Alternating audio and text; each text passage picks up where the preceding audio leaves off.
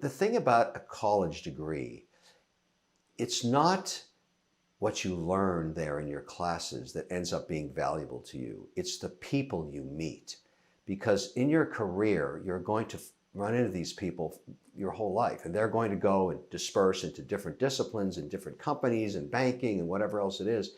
And you will draw on them as a resource as they will on you in your career because you know each other. You can't make new old friends. That's not possible to do.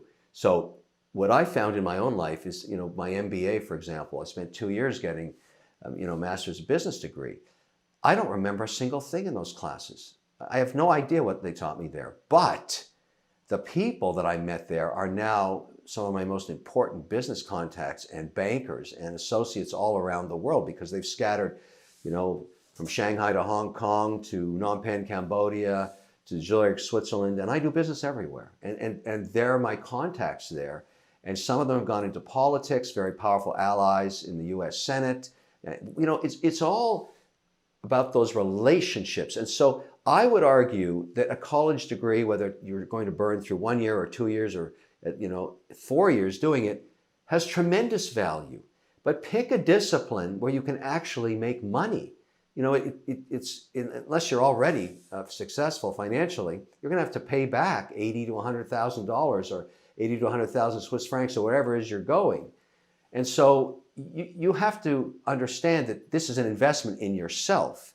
And you should think a little bit about what you want to do and find something you're passionate about and invest in yourself that way. But it won't be the classes that matter. It'll be the relationships 20 years later.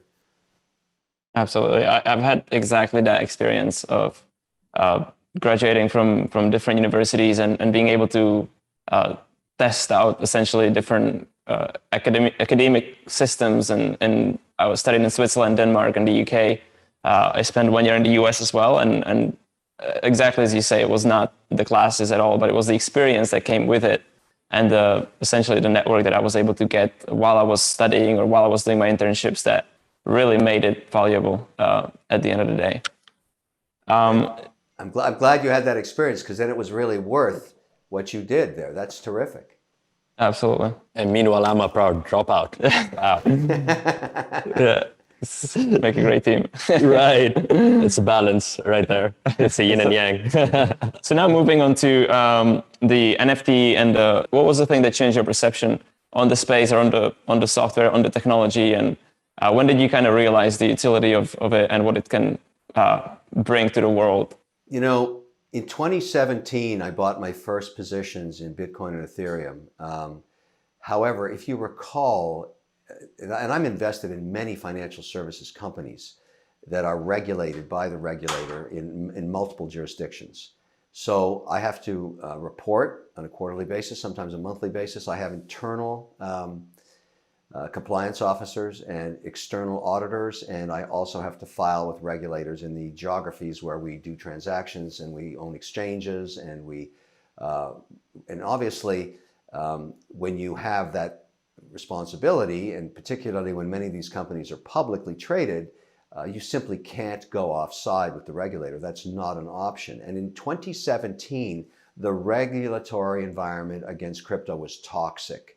They were very concerned that the tokenization of assets that were trading, not under regulated prospectus, particularly in the New York area, that people were trying to bring debt deals for real estate with tokens, and it was chaos. And my own compliance department said, look, we are getting signals from our lawyers that you simply can't get involved here because these are unregulated securities and breaching securities laws. That's 2017. Fast forward a few years, and all of a sudden we start to see regulators around the world, in Switzerland, in Australia, New Zealand, in Canada, in England, not the US yet, starting to open up to the idea that there's productivity available in not just Bitcoin. Bitcoin is one software, but also Ethereum as a transactional platform, and Polygon, and HBAR, and Helium, and Avalanche, and all of these other software projects. And so, for example, in Canada, they were the first to allow an ETF, an exchange-traded fund, be traded publicly with the underlying asset being Bitcoin. Now, obviously, when I see that, I'm realizing things are changing. And I'm looking at our deal flow and saying, look, everybody, I'm a believer in, I've watched the value of my Bitcoin from 2017. It was one of my best performing assets, obviously, and Ethereum. And I said, look, we should start to explore a relationship with the regulators and find out what we can do in the different geographies, because they're going to change their policy at different paces. Right now, the most advanced on earth is Canada. They have just licensed the first crypto exchange tied to a dealer broker.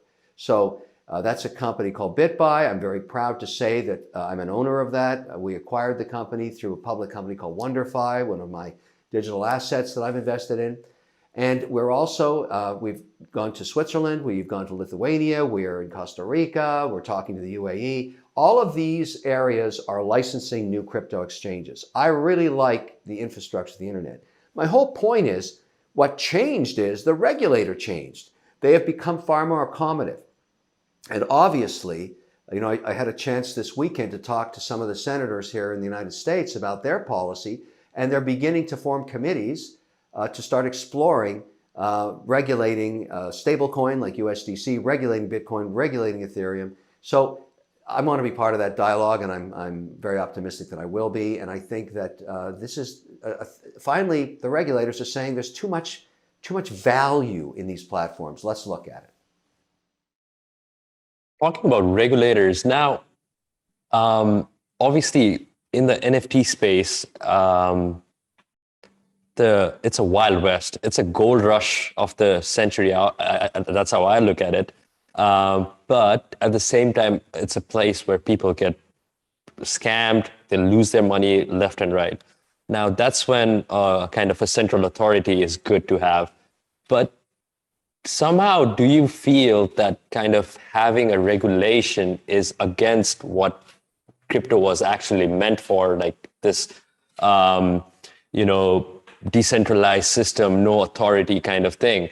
How do you kind of, work your way around those narratives? Yes, I mean, you are right. There is a narrative. You're 100% right. The founders of this theory and the founders of the coding and the founders of the first capital raised had very much a decentralized mandate. And that's true. However, let's think about it collectively. All of us that are advocates of cryptocurrencies and have made investments in crypto. One of my businesses indexes for sovereign wealth funds, including where you are right now and the Middle East and the UAE, and they're the largest pools of capital in the world. They virtually own no crypto. The reason they don't own it is that it's not regulated, and they are under mandates, their sovereign mandates or their pension mandates, to only invest in regulated securities.